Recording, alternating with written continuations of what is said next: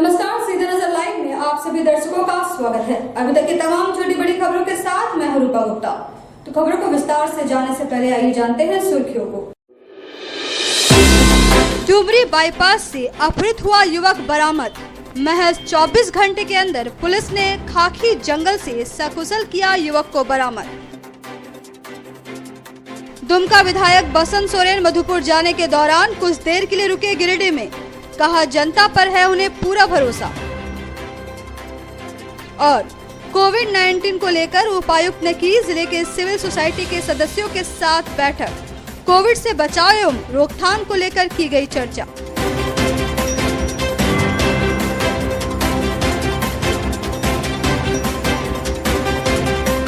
और अब खबरें विस्तार से। इसरी बाईपास से रविवार को अपहृत हुए युवक को पुलिस ने महज 24 घंटे के अंदर खाकी जंगल से बरामद कर लिया गया है। इस संबंध में युवक ने बताया कि 5 की संख्या में आए अपराधियों ने उसका अपहरण किया था। इधर पुलिस मामले की जांच पड़ताल में जुट गई है। निमिया घाट थाना क्षेत्र के खाकी जंगल में पेड़ से बंधा युवक मिल गया है। उसे मारपीट व पैर, हाथ व कमर में रस्सी से बांधकर पेड़ में बांधकर अपहरणकर्ताओं ने जंगल में छोड़ दिया था। उसे बेरहमी से पीटा भी गया। जब उसे होश आया तो उसने घर फोन कर घटना की जानकारी दी, जिसके बाद यह सूचना स्थानीय पुलिस को दी गई। तब पुलिस व उसके घर वालों ने स्थानीय स्थल पहुंचे और आवाज लगाई। तब लोग युवक के पास पहुंचे। उसके हाथ पैर बंधे देख पुलिस ने मौके पर पहुंचकर युवक के हाथ पैर खोले और उसे थाने लाए। फिर इलाज के लिए अस्पताल ले गए। युवक के शरीर पर मारपीट के निशान भी मौजूद है। रविवार की देर रात असलम अंसारी को अपहरण किया गया। षड्यंत्र के तहत असलम को बाइक से ओवरटेक कर अभियुक्तों ने अपहरण किया था। बाइक में बैठाने के लिए नुकीली चाकू दिखाकर डरा कर ले गया। इधर असलम अंसारी ने बताया कि षड्यंत्र में शामिल जुनैद व मोनी ने एवं अन्य लोग ने मेरे साथ मारपीट कर घटना को अंजाम दिया।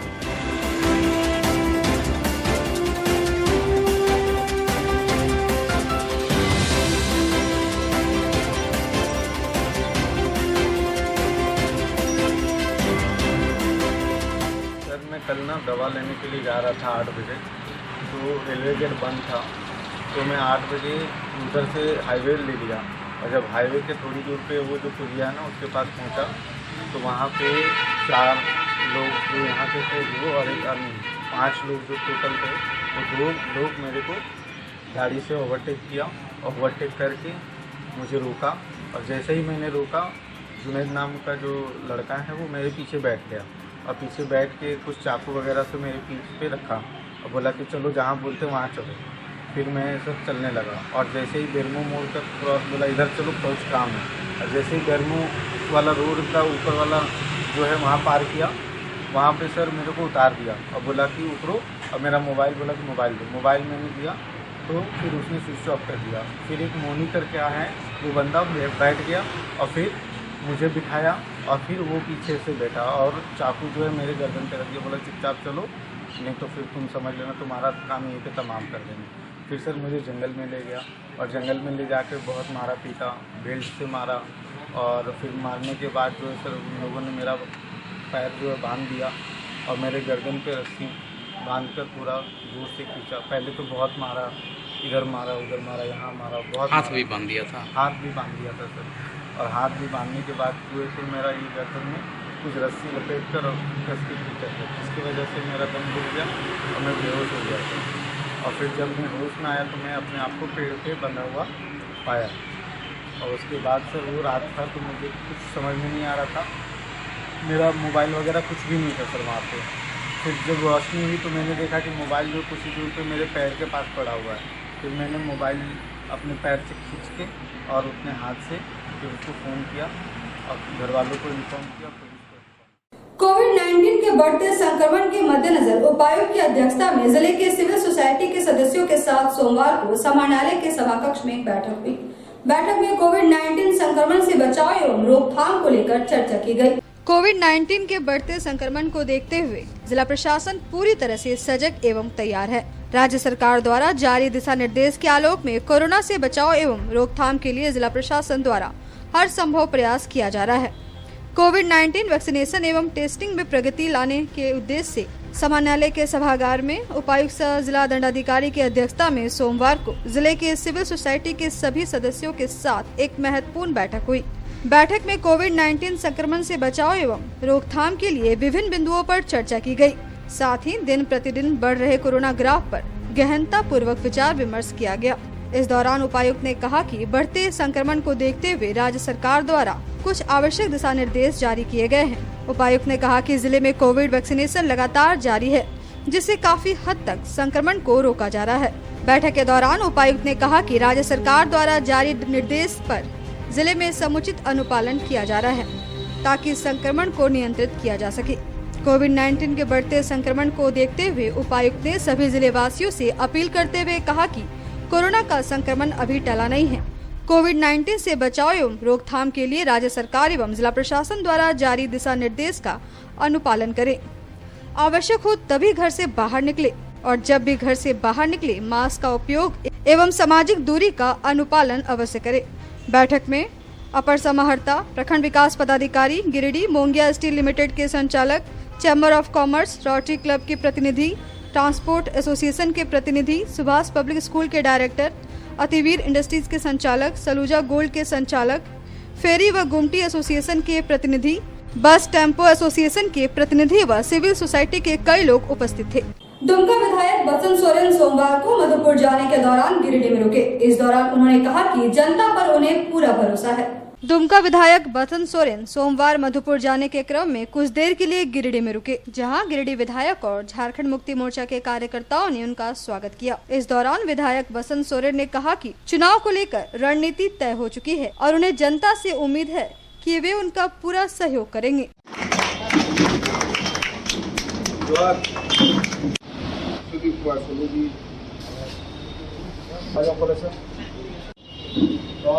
उनकी बातों को सुना, सारी तैयारियां और सारी चीजें आज हम लोग करने जा रहे हैं। रणनीति बन रही है, रणनीति तय हो चुकी है और उम्मीद कर रहे हैं हम लोग कि हम लोग ये भी चुनाव बहुत तरीके से लड़ेंगे और इस सीट को हम लोग निकाल करके सम्मान के साथ सरकार को हम लोग देंगे। सोनू भाई की जो यहाँ के विधायक है, निरंतर क्षेत्र के दौरे में है और आज मैं इनका साथ देने उनके साथ हूँ और मेरा भी प्रयास है कि यहाँ की जनता ने जिस तरीके से एक सम्मान के साथ इस सरकार को बनाने में सहयोग किया,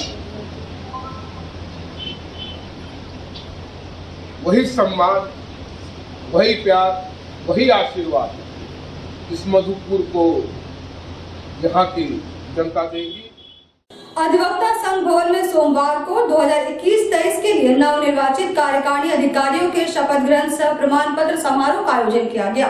इस दौरान सभी नवनिर्वाचित सदस्यों को प्रमाण पत्र दिया गया।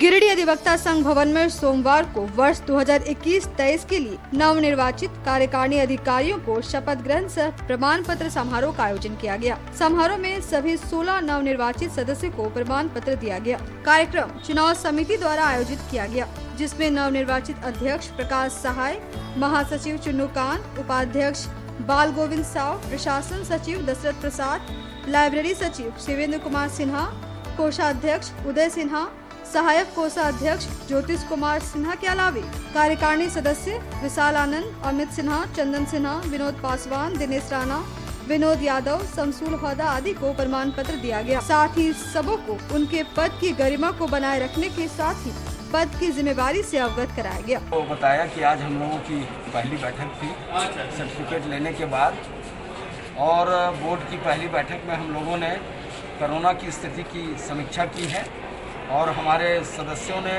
अधिकांश सदस्यों का ये राय था कि अभी हॉल को इसको सैनिटाइज किया जाए ताकि संक्रमण को कम किया जा सके, रोका जा सके। तो इसीलिए हम लोगों ने तय किया है कि इस हॉल को सैनिटाइज करेंगे अभी पूरी तरह से, और इसीलिए 21 तारीख तक, चूँकि 21 को रामनवमी है, 16 तारीख तक अदालत ऐसे ही बंद है और वर्चुअल भी अभी बंद है। तो 21 तक हम लोग इसको वकालत खाना को पूरी तरह से बंद रखेंगे। हम समझते हैं कि सदस्यों को थोड़ी तकलीफ जरूर होगी इस व्यवस्था से, लेकिन ये वैश्विक संकट है और इसमें हम सभी लोगों से निवेदन करना चाहेंगे, चाहे वो लिटिगेंट्स हों, लॉयर्स हों या एडवोकेट क्लर्क्स हों, साथ दें, सहयोग करें। जान है तो जहान है। जिला अधिवक्ता संघ का पहली गेट टुगेदर बैठक रखी गई।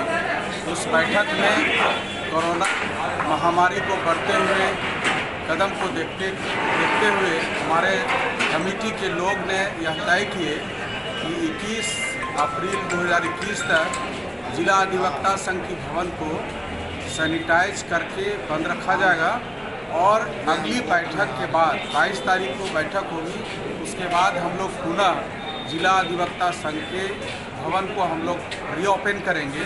इसके लिए हम तमाम अधिवक्ता साथियों से, तमाम लिटिगेंट से और तमाम एडवोकेट क्लर्क से निवेदन करते हैं कि एक दूसरे को सहयोग करें और जिला अधिवक्ता संघ को सील करने का जो निर्णय लिया गया है उसमें समर्थन करें। और इस बीच में हम लोग नगर आयुक्त से वार्ता किए हैं। तो पहले जो चुने हुए जितने पदाधिकारी सदस्यगण हैं उनका प्रमाण पत्र दिया गया। मैं चुनाव समिति को पहले धन्यवाद ज्ञापन करना चाहूँगा और साथ में अधिवक्ता संघ के सभी साथियों को मैं आदरपूर्वक सम्मान देना चाहूँगा। चूँकि नई समिति की आज पहली बैठक सिर्फ एक ही मुद्दे पर हुई है, वो कोविड-19 हो। जिस तरह से कोरोना फैल रहा है उससे मद्देनज़र जो है सो बार अधिवक्ता संघ के भवन को सैनिटाइजेशन कराने की ज़रूरत पड़ी है। इसलिए 21 तारीख तक इसको बंद रखा जाएगा और 21 के बाद इस पर फिर से पुनः विचार करते हुए इसे विचार रखा जाएगा।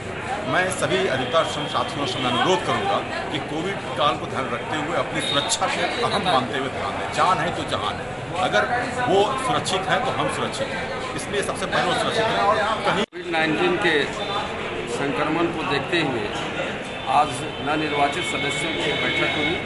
बैठक में सर्वसम्मति से निर्णय लिया गया कि दिनांक 21/4/2021 तक वकालत खाना के सभी हॉल को एवं कमरा को सैनिटाइज करके सील कर दिया जाएगा। 21 के बाद स्थिति का फिर जायजा लिया जाएगा, उसका रिव्यू किया जाएगा। तत्पश्चात कमेटी निर्णय लेगी कि कब से फिर सील खुलना है और अदालत क्या। पहली चुनौती तो है कोरोना से लड़ना। कोरोना की स्थिति गिरिडीह शहर में और गिरिडीह जिला में भयावह हो चुकी है। हम लोगों ने अभी फैसला लिया है कि 21 तारीख तक बार भवन को बंद किया जाएगा और 1-2 दिनों के अंदर पूरे भवन को सैनिटाइज किया जाएगा। उसके बाद 21 के बाद हम लोग बैठक करके आगे जो भी फैसला लेना है वो हम लोग लेंगे। धनवाड़ थाना क्षेत्र के एक व्यक्ति के घर में बीती रात भूमाफियाओं द्वारा आग लगा दी गई। इस संबंध में पीड़ित का कहना है कि जमीन के लिए विरोध करने पर भूमाफियाओं द्वारा आग लगा दी गई। धनवाड़ थाना क्षेत्र में भूमाफियाओं की दबंगई अब खुलकर सामने आने लगी है, जहां भूमाफियाओं द्वारा गैर मजरूआ जमीन तो दूर अब रेती जमीन को भी कब्जा किया जा रहा है। जब जमीन मालिक द्वारा इसका विरोध किया जाता है तो उनकी जमीन पर आग लगा दी जाती है। कुछ ऐसा ही मामला देखने को मिला है, जहां जमीन मालिक के विरोध करने पर उनके घर में आग लगा दी गई। इस संबंध में जमीन मालिक उपरैली धनवाड़ निवासी ब्रह्मदेव चौधरी ने बताया कि उनके घर में भूमाफियाओं द्वारा आग लगा दी गई। इस संबंध में उन्होंने धनवाड़ थाना में आवेदन देकर इंसाफ की गुहार लगाई है।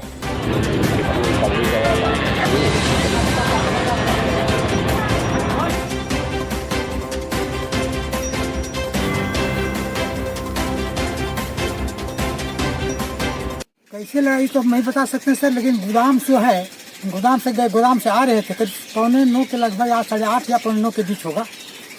हैं जब वहाँ आए, जब यहाँ तक आए तो वो लड़का जो यहीं से निकला है ना, बबलू मल्ला और अजीत सिंह यहीं से निकला। उसके हाथ में डब्बा था, है उसे मैं कहले क्या है जी, क्या है, क्या है ना। उसे वो मोटरसाइकिल स्टार्ट करके पूरा दूसरा की ओर भाग गया। आग लगाया गया है। में है अपना थोड़ा सा अनाज वगैरह भी था, वो सब जल के राख हो गया। बिचारी वगैरह था वो है, एक हमारा खटिया उटिया था तो वो भी टूटा के सब दबा के यही टूटा के यही हो गया इनका। हैं बिछौना चाहिए आदमी ना ये करते थे। जब दादाजी आए कारखाना से 7:30 बजे 8 बजे से लॉकडाउन है लागू, 7:30 बजे आए तो 8 बजे देखे यहाँ पर आके तो कुछ नहीं था। फिर जाके घर से गाय बांधने के लिए 8 बजे 8:30 बजे आते हैं तो देखते भूमाफिया मट्टी तेल हाथ में लिया हुआ था और माचिस और आग का थोड़ा थोड़ा उस समय सुरसुरा था, मतलब पूरा अच्छा तरह से नहीं पकड़ा हुआ था। तब दादा गुहार किए तो नेवाल था सर, गुहाल के अंदर तुरंत आग पकड़ लिया और भूमाफिया लोग को जैसे बोला पकड़ो पकड़ो वो सब भाग गया सर। 11/4/21 को सदेव चौधरी के घर पे आग लगने की सूचना प्राप्त हुई थी, जिसमें आग लगने का कारण तो स्पष्ट रूप से पता नहीं चल पाया है, लेकिन इन लोगों का आरोप है कि जमीन भू माफियाओं के द्वारा आग लगाया गया है। पूर्व से जमीन विवाद चला आ रहा है, जिसको लेकर केस भी हुआ है, जिसमें ब्रह्मदेव चौधरी के घर वाले सुनील चौधरी, अनिल चौधरी, सुरेश चौधरी सभी के ऊपर वारंट निर्गत किया गया, जिसकी वजह से वो फरार है। उनके घर वालों द्वारा आरोप लगाया जा रहा है कि भूमाफियाओं के द्वारा उनके घर में आग लगा दिया गया, जिसमें रखे पुआल वो हाल था जिसमें पुआल रखे हुए थे, जिसमें उनका कुछ धान वगैरह संपत्ति जैसे रखा हुआ था जलकर नाक हो गया। गांव प्रखंड कार्यालय में सोमवार को प्रखंड कार्यकारी समिति की बैठक हुई। बैठक में मुख्य रूप से कोरोना को लेकर जागरूकता अभियान चलाने को लेकर चर्चा की गई। गांव प्रखंड कार्यालय में सोमवार की सुबह प्रखंड कार्यकारी समिति की बैठक हुई। कार्यकारी समिति की प्रधान ललिता देवी की अध्यक्षता में यह बैठक की गई। वहीं संचालन प्रखंड विकास पदाधिकारी मधु कुमारी ने किया। बैठक में 2021-22 की योजनाओं का चयन किया गया। इसके बाद पटना के कार्यकारी प्रधान के द्वारा रोजगार सेवक पर योजनाओं की एवज में कमीशन लेने का आरोप लगाया गया, जिस पर कुछ देर तक हंगामा होता रहा। इस दौरान बीडीओ ने कहा कि इस प्रकार की शिकायत का साक्ष्य के साथ आवेदन प्रस्तुत करे, इसके बाद कार्रवाई की जाएगी। साथ ही बैठक में बीडीओ ने कोविड वैक्सीनेशन को लेकर सभी प्रतिनिधियों से अपने अपने पंचायत में जागरूकता अभियान चलाने की सलाह दी। इस मौके पर गांवा थाना प्रभारी सूरज कुमार, गांवा वन क्षेत्र के वनपाल प्रकाश राम, वीपीओ निकेश कुमार, वीपीआरओ संजय कुमार, कार्यकारी समिति के उप प्रधान नवीन कुमार, सभी कार्यकारी समिति, पंचायत प्रधान व विभागों के पदाधिकारी उपस्थित थे।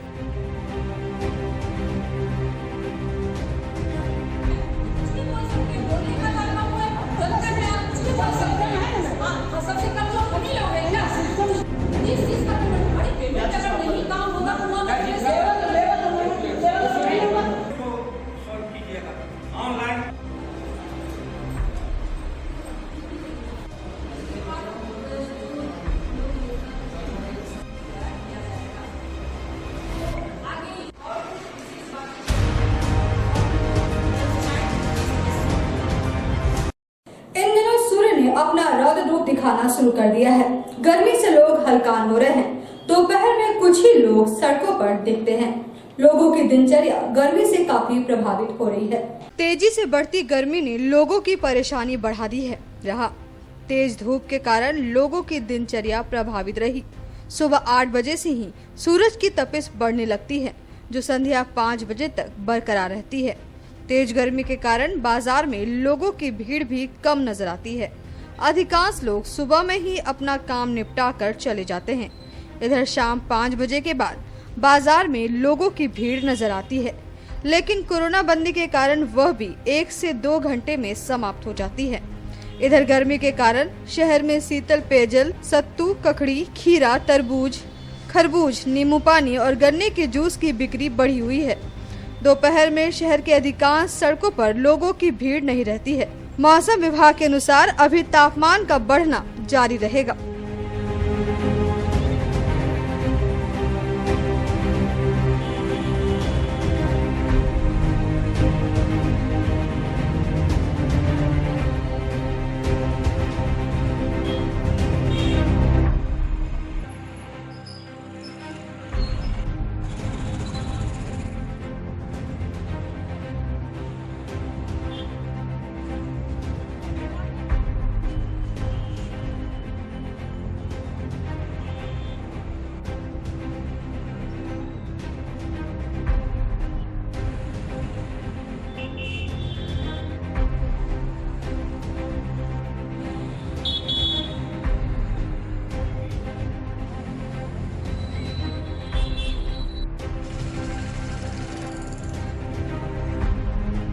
कड़ा है कि 11 बजे से लेकर 3 बजे तक बाजार एकदम सन्नाटा रहता है।